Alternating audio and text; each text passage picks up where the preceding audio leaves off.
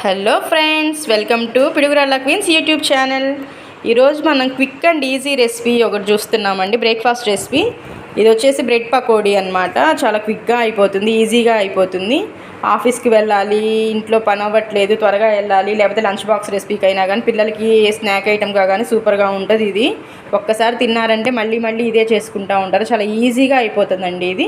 దీనికి కావాల్సిన ఇంగ్రీడియంట్స్ చూద్దాం. ముందుగా బ్రెడ్ తీసేసుకొని బ్రెడ్ స్లైసెస్ ఇలా కట్ చేసుకోవాలి మనం, బ్రెడ్ ముక్కల్ని. తర్వాత ఇవి పకోడీ వేయడానికి మనం నేను ముందుగానే అన్నీ కలిపి రెడీగా పెట్టుకున్నాను అనమాట. ఇది వచ్చే శనగపిండిలో సరిపడా ఉప్పు, టేస్ట్కి సరిపడా ఉప్పు, ఒక స్పూన్ కారం, వాము వేసానండి. కొంచెం వాము అయితే ఏంటంటే గ్యాస్ పట్టేయకుండా కొంచెం ఫ్రీగా ఉంటుంది పిల్లలకైనా పెద్దవాళ్ళకైనా. కానీ శనగపిండి కదా, గ్యాస్ వాము అయితే గ్యాస్ వాము అవ్వకుండా ఉండటం కోసం నేను కొంచెం వాము వేసాను అనమాట. చేత్తో నలిపి వాము, కొంచెం సోడా ఉప్పు వేసాను లైట్గా వేసి సరిపడా వాటర్ పోసుకొని మిక్స్ చేసుకున్నాను. మన డీప్ ఫ్రైకి కావాల్సినంత ఆయిల్ పోసుకొని పెట్టుకున్నాను. ఆయిల్ వేడయ్యాక పకోడీ ఎలా వేయాలో చూపిస్తాను.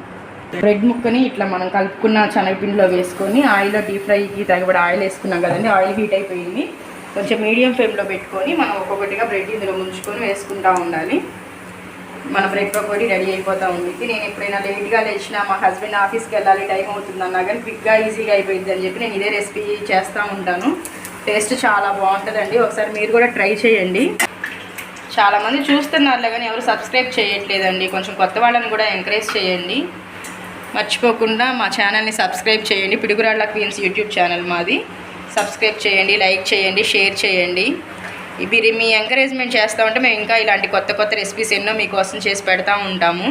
ప్లీజ్ అండి, కొంచెం మర్చిపోకుండా అందరికీ, మీ ఫ్రెండ్స్కి, రిలేటివ్స్కి అందరికీ షేర్ చేసి సబ్స్క్రైబ్ చేసుకోండి.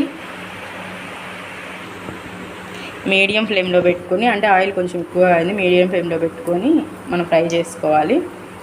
ఫ్రై చేసుకున్న వెంటనే మధ్యలో తిప్పుకుంటా ఉండి ఫ్రై అయిన వెంటనే తీసి పెట్టుకుని పక్కన పెట్టుకోవాలండి. ఇలా నేను ఆయిల్ సపరేట్ అవ్వద్దు అని చెప్పి చిల్లుల గిన్నెలో వేసాను. మీరు కూడా మీ కన్వీనియంట్ని బట్టి మీరు కూడా అట్లా చేసుకోండి. నేను చేసే బ్రేక్ఫాస్ట్లో one of the favourite breakfast అండి మా హస్బెండ్కి. ఇది చాలా ఇష్టంగా తింటారు. ఎప్పుడు చేసినా, ఎప్పుడైనా తనకి తినాలనిపించినా, ఎప్పుడైనా బోర్గా ఫీల్ అయినా కానీ ఇది చేయొచ్చు కదా బ్రెడ్ పకోడీ అని అడుగుతూ ఉంటాడు. తనకి చాలా ఇష్టము. నేను కూడా ఈజీగా అయిపోయింది కదా అని చెప్పి తను అడిగిన వెంటనే చేసిస్తాను. ఫైనల్గా బ్రెడ్ పకోడీ రెడీ అయిపోయింది ఫ్రెండ్స్. దీన్ని మార్చిన కారం కానీ, రెడ్ టొమాటో కచప్తో కానీ తింటే చాలా టేస్టీగా ఉంటుంది. తప్పకుండా మీరు కూడా ఈ రెసిపీ ట్రై చేయండి. ఎలా వచ్చిందో మాకు కామెంట్లో చెప్పండి ఫ్రెండ్స్. టేస్ట్ అయితే చాలా సూపర్గా ఉంటుంది. మర్చిపోకుండా సబ్స్క్రైబ్ చేయండి, షేర్ చేయండి, లైక్ చేయండి. బెల్ ఐకాన్ ఒకటి మాత్రం మర్చిపోవద్దు ఫ్రెండ్స్. ఇంకో మంచి రెసిపీతో మళ్ళీ మీ ముందుకు వస్తున్నాను. Bye friends.